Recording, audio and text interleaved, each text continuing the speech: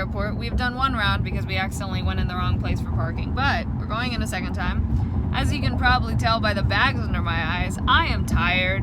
Mom and I, and by mom and I mean mainly mom, had a very hard time getting Nola into her carrier today because unfortunately for me, she's 3 months older than she was last time and is almost a full-grown kitten, or a full-grown cat, so she doesn't fall for the kitten tricks of, I'm gonna throw this in your carrier and you're gonna run after it. She does not fall for those anymore, and we learned that the hard way. But she's in there now. I am really crossing my fingers and praying that they are not gonna make me take her out of the carrier and that there's a way that they can just test what they need to test of her carrier, make sure there's no explosives residue, like, without having to take her out, because that would be a nightmare, and I really don't want to deal with that today. But we'll see how it goes. 69 years old, so I just had to walk all the way to Seagate. I am sweating, I'm out of breath. That was way further than I've ever wanted to walk before in my life.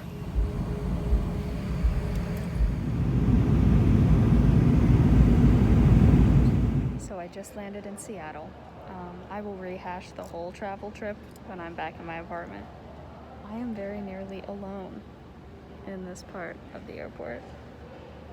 Crazy.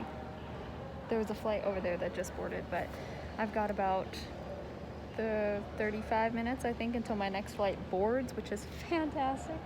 I can sit here and actually take a breath. I didn't have to walk anywhere crazy. I literally went from there to here. Amazing. This plane is supposed to be so super tiny and only have like one, like it's not even a 2-seater or 3-seater, it's just individual seats. The only thing is I have to pee, but I really don't want to have to pee in an airport. Really don't want to, but I also don't want to pee on a plane. So I'm kind of stuck. I have never been more happy to see a vending machine in my entire life. Oh my gosh. My hair's a wreck. I know. Sorry about that, but travel day. Nola's doing well. Do you want to say hello? She's like, no, I'm mad at you.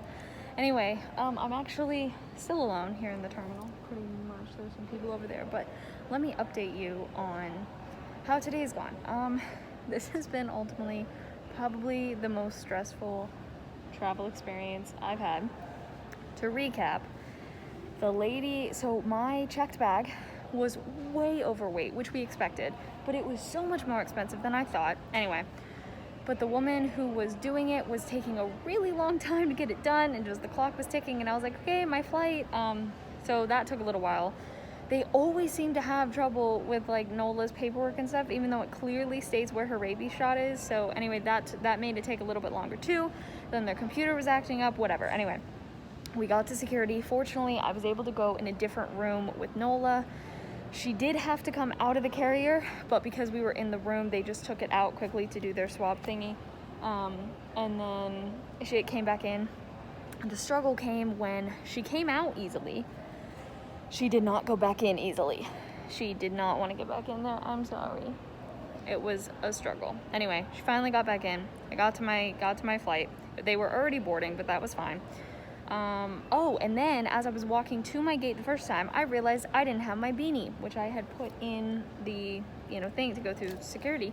I went back, was able to get it, got my beanie, then walked to my gate, then it boarded, got on the flight, but I thought they were blocking out the middle seats. They were not. I had someone sitting next to me, which is fine, like we all have to wear masks, but definitely I was a little bit more, So anyway, I get to Denver.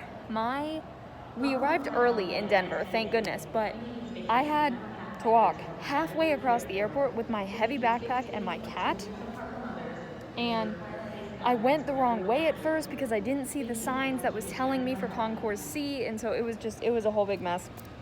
I walked further than I had to walk then back, then got to the same thing, got on the train, got to finally there. I was like 10 minutes away from missing my plane. Anyway, I made it, got on the flight, got to watch Charlie's Angels on the plane, loved it, highly recommend the movie. I don't know why they got a lot of bad reviews. Anyway, now I'm sitting here and we're all good. I just had some chips from the vending machine and it's about 15 minutes till I board. Long story short, I'm boarding from the ground.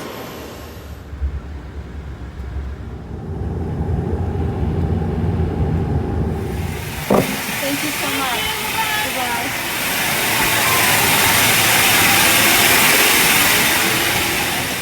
I made it. And my bag made it. We're going to find a taxi. Yay. I made it in my apartment, as you can see. I did not vlog it, but when I walked in, I burst into tears. Just with such a mix of emotions. And I'm tired. Oh my god. Like, I am just, after 3 different plane rides and like such a long travel day, it's only, what time is it here? It's almost 6. It's 6 o'clock here.